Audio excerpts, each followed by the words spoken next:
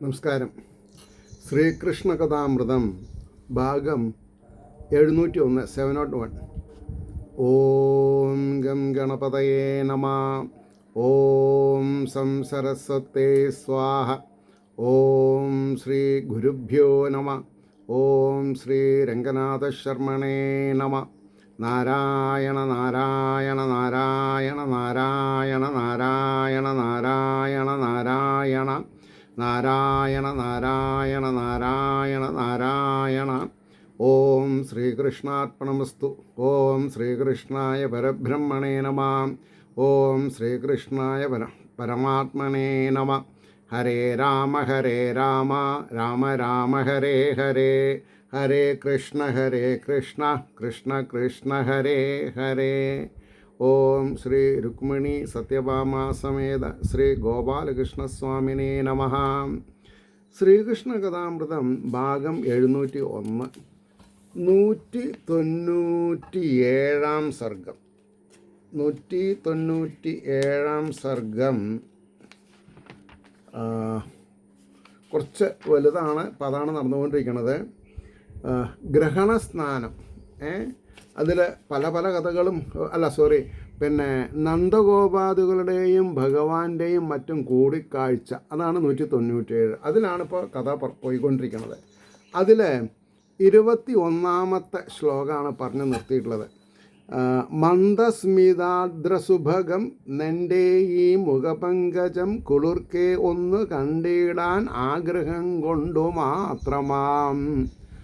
എടുത്താൽ പൊന്തില്ല. ഒരു ഹിമാലയ പർവ്വതത്തിൻ്റെ അത്ര ഘനഗാംഭീര്യമുണ്ട് ആ ശ്ലോകത്തിന്.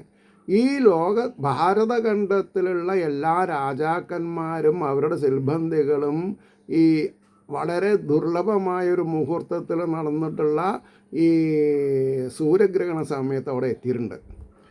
അപ്പം നന്ദഗോപരും യശോദമ്മയും കണ്ണനെ കണ്ടപ്പോൾ പറയാണ്, ഞങ്ങൾ ഗ്രഹണ സമയത്ത് കുളിക്കാൻ വന്നവരല്ല, തന്നെ ഒന്ന് ഞങ്ങളുടെ ഉണ്ണിയായിട്ടുള്ള തന്നെ ഒന്ന് കാണണം.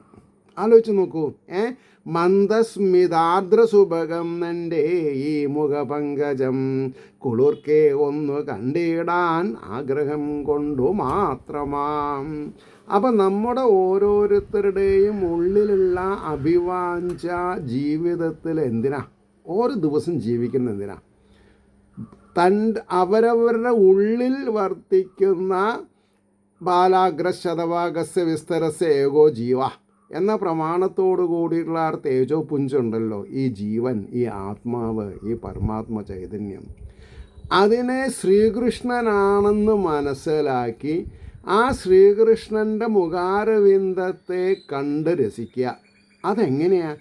നമ്മൾ കണ്ണടച്ച് ധ്യാനിക്കണം.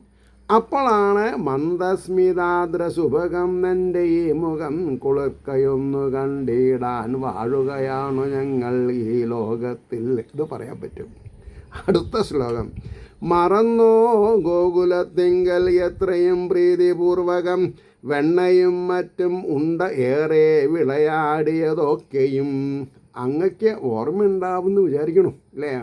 മറക്കാൻ നിവർത്തില്ല.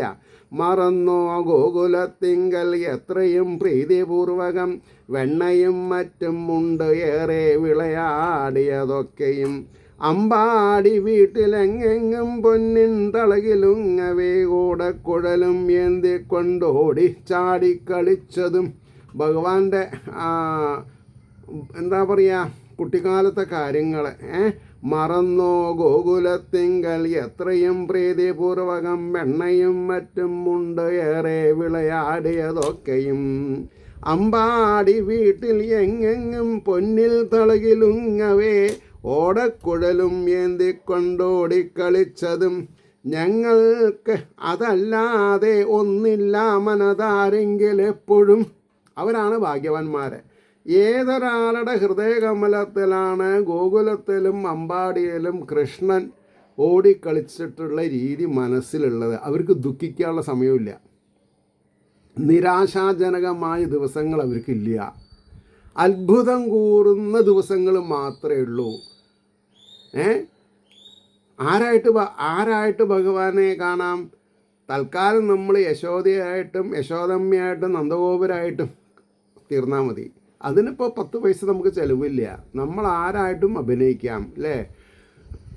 ഇല്ലാത്തവൻ ഉള്ളവനായിട്ടും ഉള്ളവൻ അതിനേക്കാൾ ഉള്ളവനായിട്ടും നടിച്ച് ജീവിതം കഴിക്കുകയാണ്. എൻ്റെ കയ്യിൽ അതുണ്ടായിരുന്നു ഇതുണ്ടായിരുന്നു അല്ലേ? അതല്ല സത്യം. എൻ്റെ കയ്യിൽ ഇപ്പോൾ എന്തുണ്ട്? പണ്ഡിത പാമര വ്യത്യാസമില്ലാതെ കണ്ട് എല്ലാവരുടെ ഹൃദയകമലത്തിലും തത്തിക്കളിക്കുന്ന ചൈതന്യമുണ്ട്. ആ ചൈതന്യത്തിനെ സാക്ഷിയാക്കിക്കൊണ്ടിരിക്കുകയാണെന്നുണ്ടെങ്കിൽ നമുക്ക് രക്ഷപ്പെടാൻ സാധിക്കും. അതുകൊണ്ടാണ് ഞങ്ങൾക്കതല്ലാതൊന്നില്ല മനതാരെങ്കിൽ എപ്പോഴും ഓമൽ പൊന്മകനെ. ഞാൻ ആദ്യമായിട്ട് അങ്ങനെ ഒരു വിശേഷം കേൾക്കണത്. പൊന്മകനെ എന്ന് കേട്ടിട്ടുണ്ട്. ഓമൽ പൊന്മകനെ നിൻ്റെ ഓരോരോ കളിയെന്നിയെ മറന്നോ നിൻ്റെ ആ കൊച്ചു നന്ദിനി പൈക്കിടാവിനെ. അന്ന് കഴിഞ്ഞതാണ്. നീ മറന്നോ ആ കൊച്ചു നന്ദിനി പൈക്കിടാവിനെ, ഏറെ നാൾ വെള്ളവും കൂടി കുടിച്ചിട്ടില്ലതോമനെ. അങ്ങ് മധുരയിലേക്ക് പോയതിൻ്റെ ശേഷം കുറേ കാലം അത് പിടിച്ചു നിന്നു. അതിൻ്റെ ആത്മാവിനെ പിടിച്ചു നിർത്താൻ വേണ്ടി കുറേശ്ശെ വെള്ളം കുടിക്കാൻ തുടങ്ങി.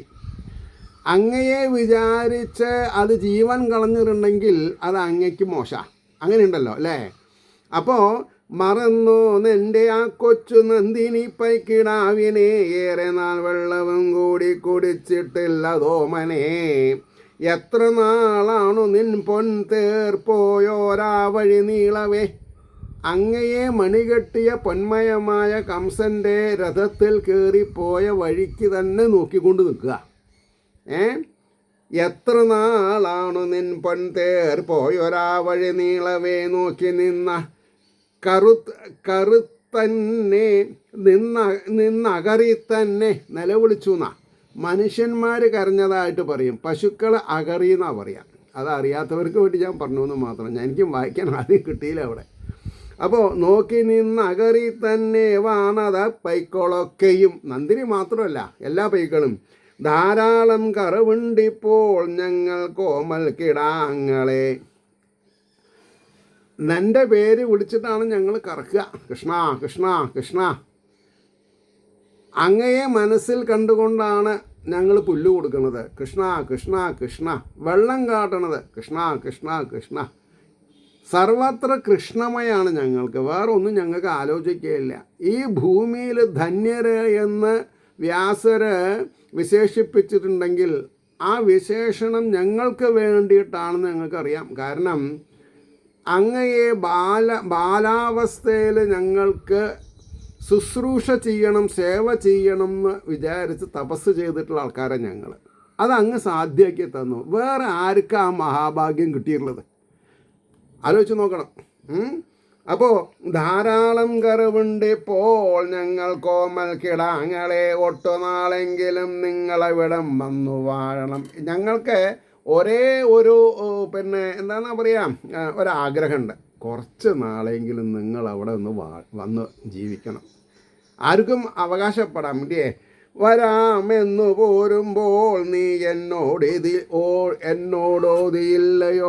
മോനെ, നിനക്ക് നല്ല ഓർമ്മയില്ലേ? നീ എന്താ പറഞ്ഞത് പോകുമ്പോൾ? അമ്മേ ഞാൻ ഇതാ പോയി ഇതാ വരും അല്ലേ? അങ്ങനെയല്ലേ പറഞ്ഞത്. പക്ഷെ ഞങ്ങൾക്ക് അതിലൊന്നും മനോവിഷമില്ല. കാരണം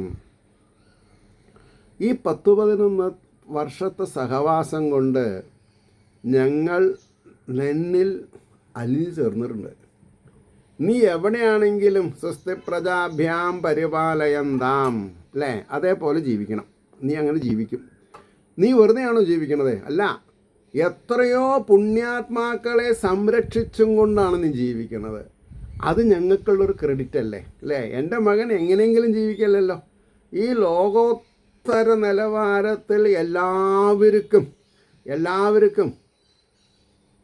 ആശ്രയഭൂതനായിട്ടാണ് അങ്ങ് ജീവിക്കുന്നത്. വരാമെന്ന് അന്ന് പോരുമ്പോൾ നീ എന്നോടോതിയില്ലയോ, മറന്നിടില്ല ഞാൻ അമ്മയച്ഛന്മാർക്കൊരാഗ്രഹം. അപ്പോൾ പറയണേ, ഞാൻ മറന്നിടില്ല ഞാൻ അമ്മയച്ഛന്മാർക്കൊരാഗ്രഹം സാധിപ്പിച്ചിടണം കൃഷ്ണ. എനിക്കൊരാഗ്രഹമുണ്ട് കൃഷ്ണ, ഞങ്ങളുടെ രണ്ടാളുടെയും കാര്യം നീ എല്ലാവരുടെ കാര്യം നീ നോക്കണില്ലേ മോനെ?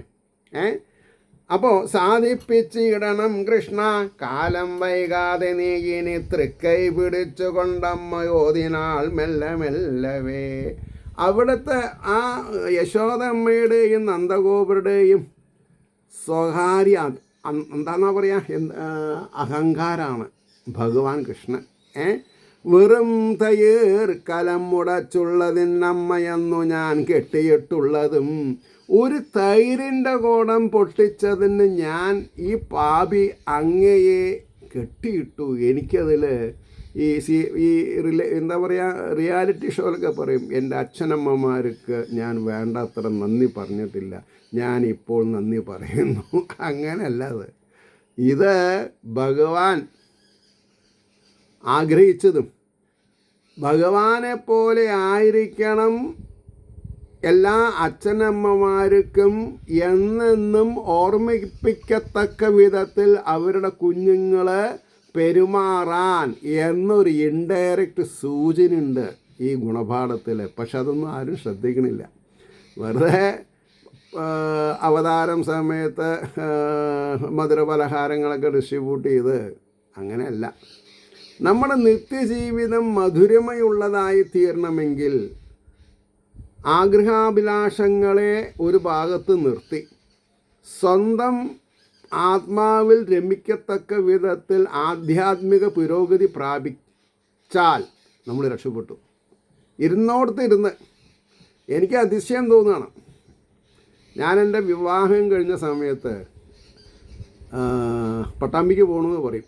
ഓങ്ങല്ലൂർ ആണ് എൻ്റെ ജന്മവീട്. അപ്പോൾ ഈ പട്ടാമ്പി വിട്ടതിൻ്റെ ശേഷം ഒരു ഇൻസ്റ്റിറ്റ്യൂട്ടിൽ കുറച്ച് ഇൻസ്ട്രക്ടറായിട്ടൊക്കെ ഉണ്ടായിരുന്നു, 80 രൂപ ശമ്പളമൊക്കെ ഉണ്ടായിരുന്നു.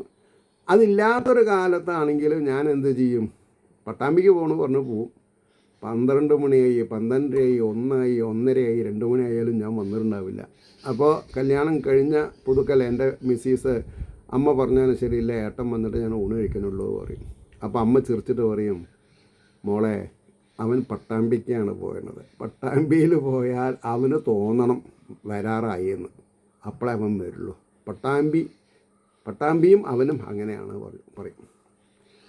ഞാൻ ഇന്നും പേരിൻ്റെ ഒപ്പം പട്ടാമ്പി എന്ന് വെച്ചിട്ട് ആൾക്കാർ എന്നെ ചീത്ത വിളിക്കുന്നു, നിങ്ങൾ കുരുവമ്പലത്തുകാരനായിട്ട് എന്തിനാ പട്ടാമ്പി എന്ന് വയ്ക്കേണ്ടത്.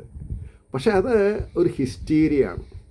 ജീവിതത്തിൽ ഞാൻ എന്തൊക്കെ നേടിയിട്ടുണ്ട് അതൊക്കെ ആ പട്ടാമ്പി പടിഞ്ഞാറേമഠം ദേവസ്വം സാക്ഷാൽ ശ്രീ ഗുരുവായൂരപ്പൻ്റെ അനുഗ്രഹാശിസ്സുകൾ. എല്ലാ സ്ഥലത്തും ഗുരുവായൂരപ്പനല്ലേ, അതെ. പക്ഷെ ഞാൻ വളർന്നത് ഇപ്പോൾ യശോദമ്മ പറഞ്ഞ കൂട്ടത്തിൽ ഞാൻ ഈ പുതിയ സംവിധാനങ്ങളായിട്ട് പൊരുത്തപ്പെടാൻ സാധിക്കാത്തത് കാരണം ഞാനവിടെ പോയി തൊങ്ങാറ് പോതുമില്ല. അത് വേറെ കാര്യം, മനസ്സിലായില്ല. പക്ഷെ മനസ്സിൻ്റെ ഉള്ളിലുണ്ട്. ഞങ്ങൾ സംവാദം ചെയ്യും. എനിക്ക് ഇതേപോലെ അനർഘമായിട്ടുള്ള സന്ദർഭങ്ങൾ തന്ന് അനുഗ്രഹിച്ചതിന് അനന്തകോടി നമസ്കാരം എന്നൊക്കെ പറഞ്ഞ് ഞാനിങ്ങനെ സമ്മതിക്കും അദ്ദേഹത്തിനോട്, മനസ്സിലായില്ലേ. അതാണിപ്പോൾ പൊന്തി വന്നത്. എവിടെ പറയണം എങ്ങനെ പറയണമെന്നും ഞാൻ എഴുതി വെച്ചിട്ടില്ല, പക്ഷെ അങ്ങനെ പറഞ്ഞു പോകണമെന്ന് മാത്രം. വെറുതെ തൈർക്കുലം മുടച്ചുള്ളതിനമ്മയെന്നു ഞാൻ കെട്ടിയിട്ടുള്ളതും മറ്റും ഓർക്കൊല്ലൻ മകനുള്ളിൽ നീ. അങ്ങനെ മനസ്സിൻ്റെ ഉള്ളിൽ നീ അമ്മേനെ കുറ്റക്കാരിയാക്കരുത് കേട്ടോ. എനിക്ക് അങ്ങനെ ഒരു അപേക്ഷ ഉണ്ടെന്ന് പറയാം യശോദമ്മ. വെറും തൈർക്കലം മുടച്ചത് അച്ചുള്ളതിനമ്മ അന്ന് ഞാൻ കെട്ടിയിട്ടുള്ളതും മറ്റും ഓർക്കൊല്ലേ എൻ മകൻ ഉള്ളിൽ നീ. അമൃത ചൊല്ലിനാലമ്പാർന്ന് അരവിന്ദായ ദക്ഷണൻ. അമൃത സമാനമായ വാക്കുകളെ തത്തിക്കളിക്കുന്ന അമ്മയുടെ മുമ്പിൽ അദ്ദേഹം വേണമെങ്കിൽ പരവശനായോ എന്ന് വേണമെങ്കിൽ ചോദിക്കാം നമുക്ക്.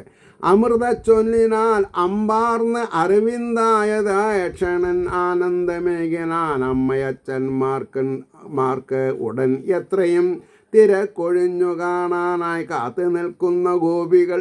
ഈ യശോദമ്മയുടെ പരിവേദനങ്ങൾ കഴിഞ്ഞിട്ട് വേണം ഭഗവാനായിട്ടൊന്ന് സല്ലപിക്കാനെന്ന് നാണം കുടുങ്ങിക്കൊണ്ട്. എന്തിനാ നാണം കുടുങ്ങണത്? അവർ ആധ്യാത്മികമായിട്ടുള്ള അങ്ങേയറ്റത്തിൽ എത്തിയിട്ടുണ്ട്. നമ്മുടെ രീതിയിലുള്ള നാണം കുടുങ്ങളൊന്നുമില്ല. തിരക്കൊഴിഞ്ഞു കാണാനായി കാത്തു നിൽക്കുന്ന ഗോപികൾ ബ്രഹ്മരുദ്രാധരെ പോലും കൈകൾ കൂപ്പിച്ച ധന്യകൾ. ഇപ്പോൾ ഈ ഗോപസ്ത്രീകളുടെ അവസ്ഥ എന്താ, അവരുടെ സ്റ്റേറ്റ് ഓഫ് പൊസിഷൻ എന്താ, അതാണ് ഇപ്പോൾ പറഞ്ഞത്. ബ്രഹ്മരുദ്രാദരെ പോലും കൈകൂപ്പിച്ച ധന്യകൾ, ബ്രഹ്മാവിനെയും ശിവനെ കൊണ്ടും കൈകൂപ്പിച്ചിട്ടുള്ള സുന്ദരിമണികളാണ് ഗോപസ്ത്രീകൾ. എന്തേ?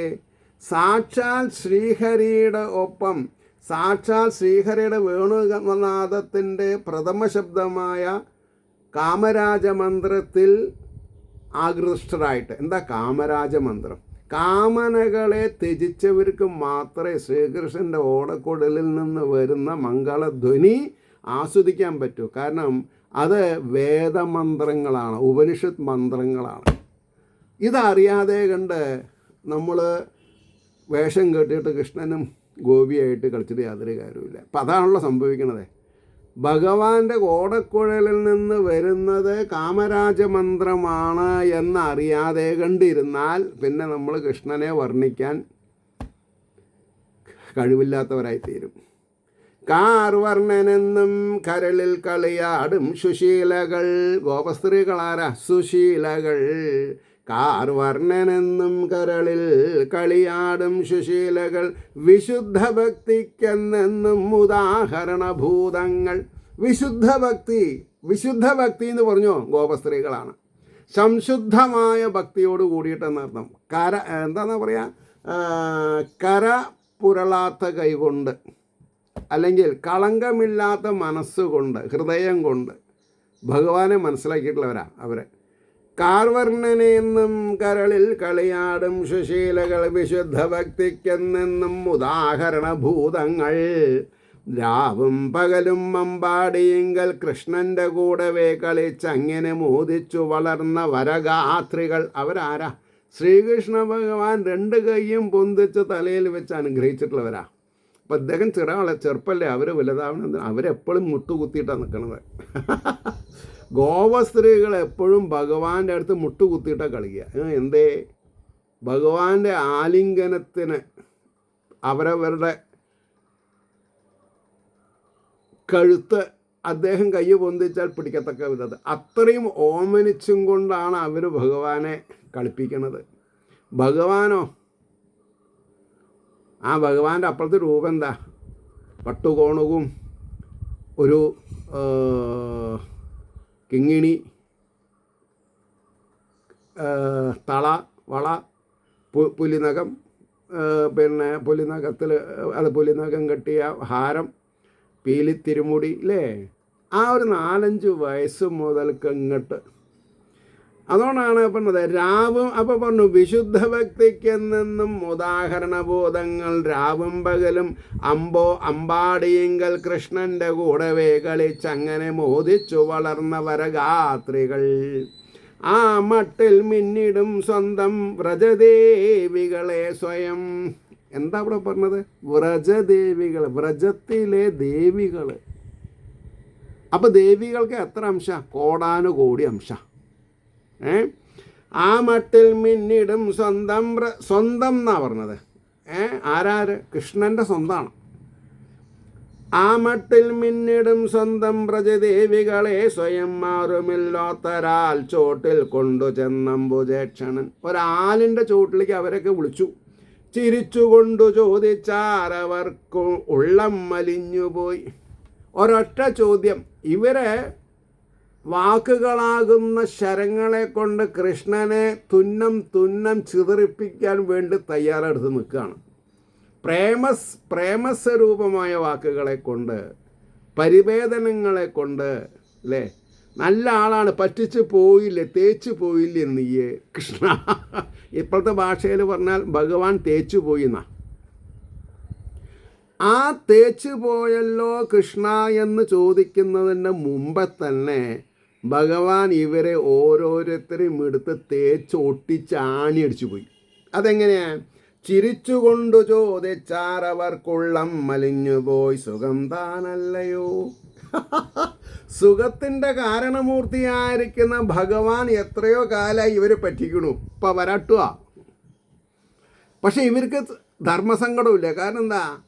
ആർക്കും കിട്ടാത്ത അവകാശമാണ് കൃഷ്ണനെ പറ്റിയിട്ട് അവർക്ക്. അത് ഭഗവാൻ വേദവ്യാസർ സമ്മതിച്ചു കൊടുത്തിട്ടുണ്ട്.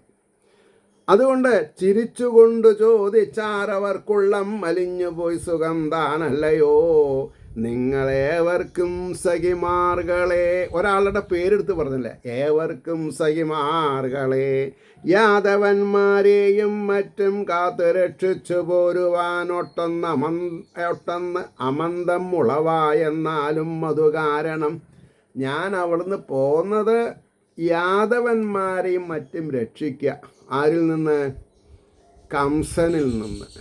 അപ്പോൾ അവരൊന്ന് സെറ്റാക്കിയിട്ട് വരാം, നിങ്ങളുടെ ഒപ്പം പിന്നെയും കളിക്കാം എന്നൊക്കെ വിചാരിച്ചിട്ടാണ് ഞാൻ ഇരുന്നത്. പ്രായം എനിക്കും 7.5 ദശകം കഴിഞ്ഞു. ഞാനിത് അറിഞ്ഞിട്ടില്ല. കാരണം ഈ സെറ്റ് റൈറ്റ് ആക്കുക എന്ന് പറഞ്ഞാൽ അത് എത്ര വെച്ചിട്ട് അറിയണില്ല. നിങ്ങളെ ഞാൻ സെറ്റാക്കി, നിങ്ങൾ കംപ്ലൈൻ്റ് ഇല്ലാത്ത രീതിയിൽ എൻ്റെ കുട്ടിക്കാലത്തെ വീരോചിതമായ കർമ്മങ്ങളൊക്കെ പാടി രസിച്ച് ആനന്ദിക്കാൻ നിങ്ങൾക്ക് സാധിക്കും.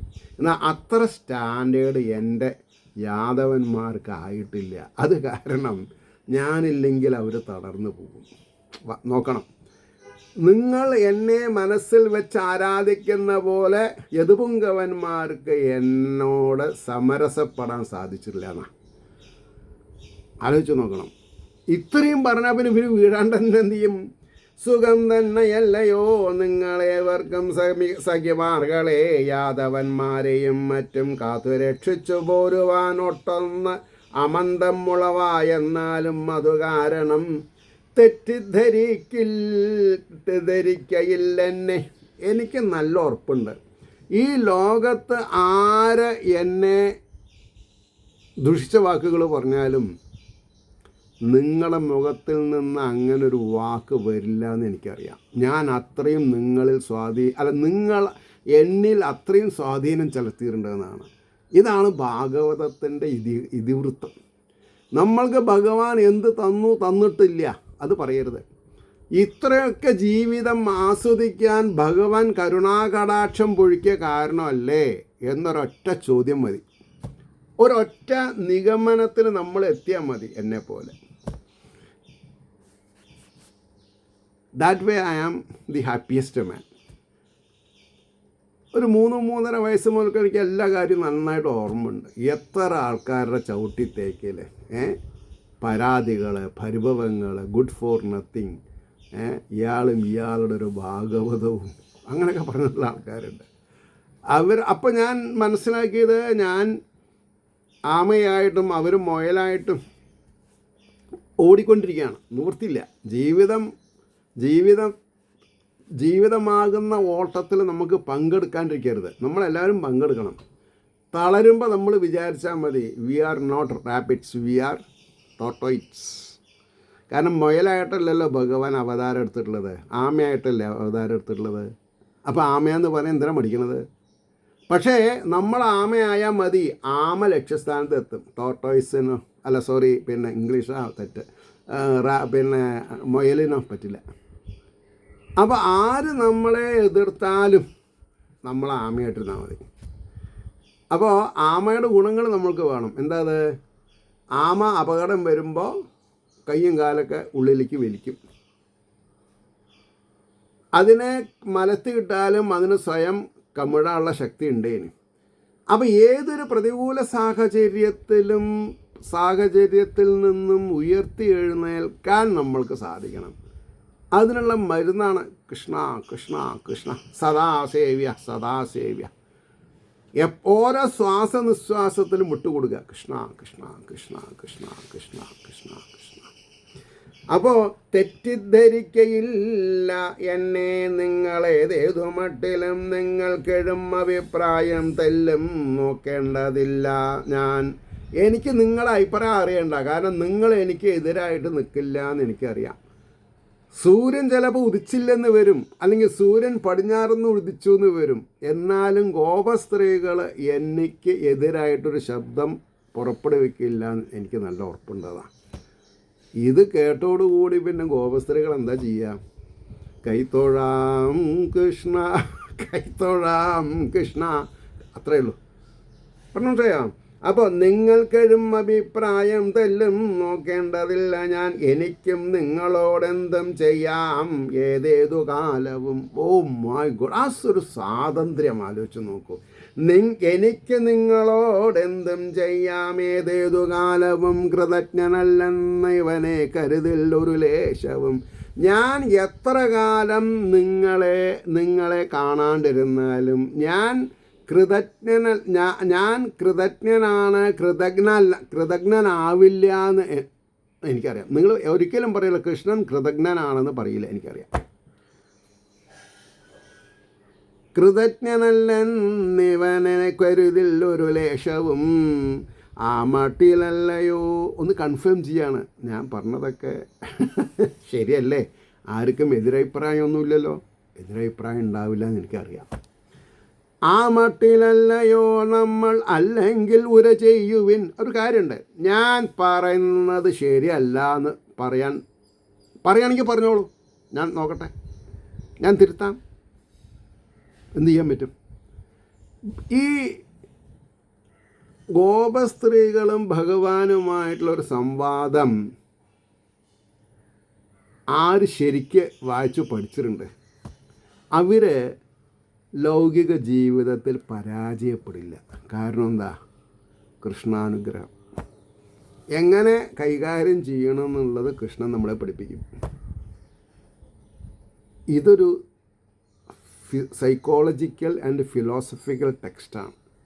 ഭാഗവതം ഫിലോസഫിയാണ്, അതേപോലെ തന്നെ സൈക്കോളജിയാണ്. അംഗം വെട്ടാൻ വരുന്നവരോട് എങ്ങനെ സംസാരിക്കണം? അത് സ്നേഹം കൊണ്ടാണെങ്കിലും അജ്ഞാനം കൊണ്ടാണെങ്കിലും. ആ മട്ടിലല്ലയോ നമ്മളല്ലെങ്കിൽ ഉര ചെയ്യുവിൻ, അതുമല്ല ഈശ്വരൻ ചെയ്യുന്നത് നീക്കാവതോ സഖി. ഇനി ഇതൊന്നുമല്ല, ഇനി ഒരു എതിരഭിപ്രായം ഉണ്ടാവുകയാണെങ്കിൽ അതിനുള്ള ഏക സമാധാനം എന്താ? അതുമല്ല ഈശ്വരൻ ചെയ്യുന്നത് നീക്കാവതല്ലോ സഖി, നീക്കാവതോ സഖി. ഓരോരുത്തരെയും എന്താ വിളിക്കണത്? സഖി സഖി സഖി എന്ന അല്ലേ? കാറ്റത്തെങ്ങൊക്കെയോ പാറിപ്പറന്നിടുന്ന പഞ്ഞികൾ, കാറ്റത്ത് എങ്ങൊക്കെയോ പാറി പറന്നിടിന പഞ്ഞികൾ, കാലത്തിനു വശപ്പെട്ടു ജീവജാലവും അങ്ങിനെ. ഈ ജീവജാലങ്ങൾ, മനുഷ്യന്മാർ, മൃഗങ്ങൾ എല്ലാം കൂടി 84 ലക്ഷം തരം ഉണ്ടെന്നാണ്. അവരൊക്കെ കാലത്തിനു വശപ്പെട്ട ജീവജാലങ്ങളും അങ്ങിനെ, കാറ്റത്തെങ്ങൊക്കെയോ പാറിപ്പറന്നിടുന്ന പഞ്ഞികൾ പോൽ. എവിടൊക്കെ പൂളമരങ്ങളുണ്ടോ അവിടുത്തെ അതാത് പൂളമരങ്ങളിൽ മൂപ്പെത്തി പ്രകൃതിയുടെ വികൃതിയിൽ പൊട്ടിപ്പോയ ആ കായകളിൽ നിന്ന് പറന്നു പോകുന്ന പഞ്ഞികളുടെ ശകലങ്ങൾ അവർക്ക് അവരുടെ ഗതി നിശ്ചയിക്കാൻ പറ്റുമോ? പറ്റില്ല. കാറ്റിൻ്റെ ഗതിക്ക് അവർ പോവും. അതേപോലെയാണ് കാലത്തിന് വശപ്പെട്ട ജീവജാലവും അങ്ങനെ. അതിപ്പോൾ ഐദർ സ്പൗസ് ആവാം, വിത്ത് ചിൽഡ്രൻ ആവാം, വിത്ത് ഇൻലോഡ്സ് ആവാം, വിത്ത് പാരൻസ് ആവാം, വിത്ത് ഫ്രണ്ട്സ് ആവാം. അവിടെയൊക്കെ എന്തൊക്കെ പെശകുണ്ടോ അതിനൊക്കെ ഒറ്റമൂലിയാണ്. ഏത്? കാലത്തിനു വശപ്പെട്ടു ജീവജാലവും അങ്ങനെ എന്നോട് മനസ്സിലാക്കിയാൽ മതി. ഏതെങ്കിലും വിധം ഭക്തിഭാവം തെല്ലുന്നുദിക്കിൽ ജീവൻ ദുർദശയൊട്ടാകെ നീങ്ങും മിന്നാൻ തുടങ്ങിയിടും. ഭഗവാൻ വലിയൊരു വേദാന്ത സത്യം നമ്മളെ പറഞ്ഞു മനസ്സിലാക്കുകയാണ്. എന്താ അത്? ഏതെങ്കിലും വിധം ഭക്തിഭാവം തെല്ലൊന്നുദിക്കുക. എങ്ങനെയെങ്കിലും സാഹചര്യങ്ങളുടെ പ്രഷർ കൊണ്ട് ഏതെങ്കിലും വിധം ഭക്തിഭാവം തെല്ലൊന്ന് ഉദിക്കുകിൽ ജീവൻ ദുർദശയൊട്ടാകെ നീങ്ങി മിന്നാൻ തുടങ്ങിയിടും. അപ്പം നമ്മൾ എന്തിനാ പ്രാർത്ഥിക്കേണ്ടത്? ഏതെങ്കിലും ഭക്തിഭാവം തെല്ലൊന്നുദിക്കുകിൽ. ഇത് എത്രത്തോളം നേരത്തെ ഉദിക്കുമോ അത്രത്തോളം നേരത്തെ നമുക്ക് രക്ഷപ്പെടാം. നമുക്ക് ഓരോരുത്തർക്കും എങ്ങനെയെങ്കിലും സംശുദ്ധ ഭക്തി, ക്രയവിക്രയമല്ലാത്ത ഭക്തി, നിഷ്കാമ ഭക്തി, ഭക്തി ഫോർ ദി സേക്ക് ഓഫ് ഭക്തി, എന്നിൽ വിരാജിക്കുന്ന ജീവചൈതന്യം എന്ന് പറയപ്പെടുന്ന ബ്രഹ്മാനുഭാവത്തെ അനുമോദിച്ചുകൊണ്ട് സ്വയം ഒന്ന് കയ്യും കാലും കുത്തി ഒന്ന് ഭൂമിയിൽ നമസ്കരിച്ചു നോക്കൂ. ഈ നമസ്കാരം പട്ടാമ്പിക്കുള്ളതല്ല, ആർക്ക് വേണ്ടിയിട്ടും ആവരുത്. ഗുരുനാഥൻ എന്നുള്ള സംജ്ഞ പരം ഗുരു ഈ പരമാത്മ ചൈതന്യമാണെന്ന് നമ്മൾ മനസ്സിലാക്കണം. അവരവരിൽ വസിക്കുന്ന പരമാത്മ ചൈതന്യമായ ജീവനെ നിങ്ങൾ അരനിമിഷം അനുമോദിച്ചിട്ടുണ്ടോ, നിങ്ങൾ രക്ഷപ്പെട്ടു. അതാണ് സംശുദ്ധ ഭക്തി. നിങ്ങൾ ഗുരുവായൂരോ, തെക്കൻ ഗുരുവായൂരോ, വടക്കൻ ഗുരുവായൂരോ, അല്ലെങ്കിൽ തിരുവെങ്കടത്തോ, തിരുമലയിലോ, ശ്രീരംഗത്തോ പോകേണ്ട ആവശ്യമില്ല. എന്നിൽ പരമചൈതന്യമാണ് ഇത്രയും വയസ്സ് വരെ എന്നെ കൊണ്ട് നടത്തിയിട്ടുള്ളത്. അതുതന്നെയാണ് മേലും എന്നെ കൊണ്ട് നടത്തുന്നത്. അതുകൊണ്ട് ഈ വസ്തുവെ അറിഞ്ഞുകൊണ്ട് ഞാനിതാ ആ പരമചൈതന്യത്തെ അനുമോദിക്കുന്നു. ഞാൻ സ്വമനസ്സുകൊണ്ട് നമിക്കുന്നു എന്ന് പറഞ്ഞിട്ട് അവരവരുടെ വീട്ടിൽ വിളക്ക് വെച്ചതിൻ്റെ മുമ്പിൽ ഒന്ന് കുമ്പിട്ട് നോക്കൂ. നിങ്ങളുടെ എല്ലാ ഭാരങ്ങളും നീങ്ങും. നിങ്ങൾ ആരേനെയാണ് നമസ്കരിക്കേണ്ടത്? ത്രിലോകീനാഥനായിരിക്കുന്ന ശ്രീകൃഷ്ണനെ. ഏത് രൂപത്തിൽ? അവരവരുടെ ചെറ്റക്കുടിലായാലും ശരി, അരമനയിലാണെങ്കിലും ശരി, ഭാവം ഒന്നാ. എൻ്റെ ഉള്ളിലുള്ള ശ്രീകൃഷ്ണൻ. ഇങ്ങനെ മനസ്സിലൊന്ന് വെച്ചാൽ നമ്മൾ രക്ഷപ്പെടും. I am so tense with the subject. ആ ടെൻസ് ഭക്തിയാണെന്ന് മനസ്സിലാക്കിയാൽ മതി. എന്നെ ഇതുവരെ നയിച്ചിട്ടുള്ളത് ഈ ഒരൊറ്റ ഭക്തി, അല്ലാണ്ടൊന്നുമല്ല. അപ്പോൾ ഞാൻ അവിടെ നിർത്തുക. ഇനി എന്താ പറയുക, കുറച്ചുകൂടി 1, 2, 3, 4, 5, 6, 7, 8, 9 ശ്ലോകങ്ങളും കൂടി ഉണ്ട്. വേണ്ട, അടുത്ത് നാളേക്ക് വയ്ക്കാം. അപ്പം എന്താ അവസാനം നമ്മൾ പറഞ്ഞത്? ഏതെങ്കിലും വിധം ഭക്തിഭാവം തെല്ലൊന്നൊതുക്കിൽ ജീവൻ ദുർദശയൊട്ടാകെ നീങ്ങി മിന്നാൻ തുടങ്ങിയിടും. ഏതെല്ലാം തരത്തിലുള്ള ദുർദശകളുണ്ടെങ്കിലും ഭക്തിഭാവം ഉള്ളിൽ ഉദിച്ചാൽ എത്ര വലിയ കോടമഞ്ഞും സൂര്യകിരണങ്ങൾക്ക് മുന്നേ അടിയറ പറഞ്ഞ് വിട്ടൊഴിയും. അതുപോലെ എന്ന് മാത്രം. അങ്ങനെയിരിക്കുന്ന ശ്രീകൃഷ്ണ ഭഗവാന്റെ അല്ലെങ്കിൽ മഹാവിഷ്ണുവിൻ്റെ അനുഗ്രഹാശിസ്സുകൾ നിങ്ങളിൽ ഓരോരുത്തരിലും പ്രത്യേകം അനുഭവപൂർണമാകട്ടെ എന്ന് ആശംസിക്കുന്നതോടൊപ്പം ലോകാ സമസ്ത സുഖിനോ ഭവന്തു എന്നുള്ളതായിത്തീരട്ടെ നമ്മുടെ പ്രാർത്ഥന എന്നും പറഞ്ഞുകൊണ്ട് വാക്കുകൾ ഉപസംഹരിക്കുന്നു. നമസ്കാരം. നാളെ കാണാം.